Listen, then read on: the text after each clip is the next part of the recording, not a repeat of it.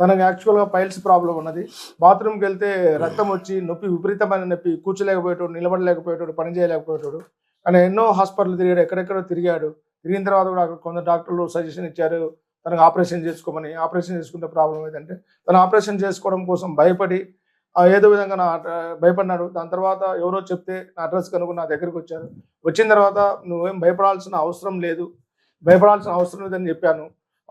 చెప్పిన తర్వాత అతను నా దగ్గర సాయంత్రం 4 గంటల ఆ టైంలో వచ్చారు. తర్వాత అతనికి వెంటనే ఇన్‌స్టాంట్‌గా అప్పటికప్పుడు మందు తయారు చేసి నీకు ఇప్పుడు నొప్పి ఉందా అని అడిగాను. నొప్పి ఉందని చెప్పాడు.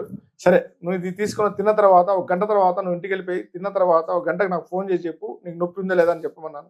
సరే అదేవిధంగా మెడిసిన్ ఇక్కడే నేను తినిపించి మజ్జిగ దాపి దాంట్లో పటిక బెల్లం కలిపి మజ్జిగ దాపి ఇచ్చి పంపించాను. తర్వాత గంటన్నర చూసాను నాకు ఫోన్ రాలేదు. తర్వాత 2-3 గంటలకు ఫోన్ చేశాడు. ఫోన్ చేసి సార్ అద్భుతం సార్ మీరు జరిగింది, మీ దాంట్లో అద్భుతం జరిగింది, దేవుడు సార్ మీరు, నాకు వెంటనే నొప్పి అయితే తగ్గింది సార్, అసలు ప్రాబ్లం అనేది దేవుడు సార్ అంటే, లేదు నువ్వు మళ్ళీ రావాలి, రేపు ఉదయాన్నే వచ్చేసి 3 రోజుల మందు వాడే ఇంకా జీవితంలో ఇంకా సమస్య రాదు, దాని తర్వాత ఒక నెల రోజులు వాడితే అసలు ఇలాంటి సమస్య పూర్తిగా పరిష్కారం అయిపోతుంది అని చెప్పాను. ఈ సమస్య రావడానికి మెయిన్ కారణం మలబద్ధకం, కాన్స్టిట్యూషన్. ఎందుకంటే మలబద్ధకం మన జీర్ణ వ్యవస్థ, మనం తినే ఆహారం సరిగా జీర్ణం అవ్వక, తర్వాత జీర్ణం కాకపోవడం వల్ల మన జీర్ణంలో జఠరాగ్ని అనేది ఉత్పత్తి ఎక్కువ కాకుండా వల్ల ఈ మలబద్ధక సమస్య వస్తుంది. దీనివల్ల బాడీలో ఉష్ణం అనేది పెరుగుతుంది, అత్యుష్ణం పెరుగుతుంది. ఉష్ణం పెరిగిన తర్వాత మలబద్ధకం గట్టిగా ఫ్రీగా మోషన్ రాకపోవడం వల్ల, టైట్ కావడం వల్ల అక్కడ నొప్పి, రక్తం కావడం ఇవన్నీ జరుగుతాయి అన్నమాట. కాబట్టి మనం తినే ఆహారంలో మంచిగా జీర్ణమయ్యే ఆహారం, లైక్ ఎక్కువ ఫైబర్ ఐటమ్స్ మనం తీసుకోవడం వల్ల, తర్వాత గ్రీన్ వెజిటేబుల్స్ ఎక్కువ తీసుకోవడం వల్ల మనకు ఫ్రీగా మోషన్ అవుతుంది. మలం సర్వ రోగాలకు మూలం. ఒకసారి మలం సరిగా కాలేదంటే అన్ని రోగాలకు మూలం. అక్కడి నుంచి మీకు జీర్ణ వ్యవస్థ సరిగా పనిచేయడం వల్ల మలబద్ధకం వస్తుంది.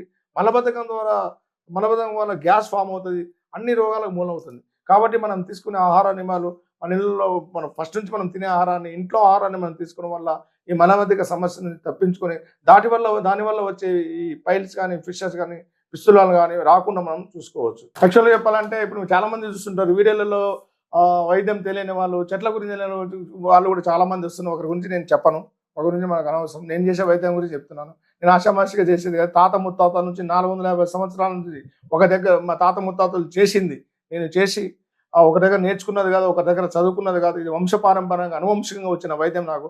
నా వైద్యాన్ని గుర్తించి ఈ world English newspaper international edition, ఇది world record of excellent, England వాళ్ళు, మన భారతదేశంలో నన్ను గుర్తించిన వీళ్ళు నాకు ఎక్సలెన్స్ అవార్డు ఇవ్వడం జరిగింది.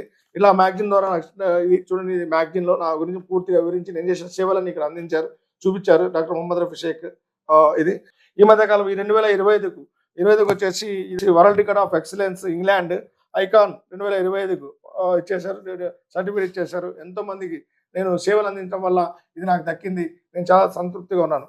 సో వైద్యం అనేది అది కృషి, దాని మీద తపన, ఇంట్రెస్ట్గా చేస్తే ఎలా ఇంట్రెస్ట్ చేసే సరైన, మనం ఒక చెట్టు దగ్గరికి వెళ్తే ఆ మూలిక మనం చూసి కొమ్మను వాడుకో, నేను నీ పలానాన్ని ఉపయోగపడతా, ఆ విధమైన దీన్ని తీసుకురావాలి.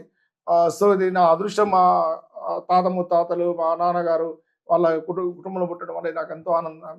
దీనివల్ల నేను ఎంతో మందికి ప్రపంచవ్యాప్తంగా క్యాన్సర్ అని, కిడ్నీ ఫెయిల్యూర్ అని, పక్షవాతం అని, సోరియాసిస్ అని, పిల్లలు లేని వాళ్ళకు పీసీఓడి ప్రాబ్లం, ఇలా చిన్న piles problem, glaucoma, MND, muscular dystrophy ఇలాంటి ఎన్నో కేసులు నేను నయం చేసి వస్తున్నాను.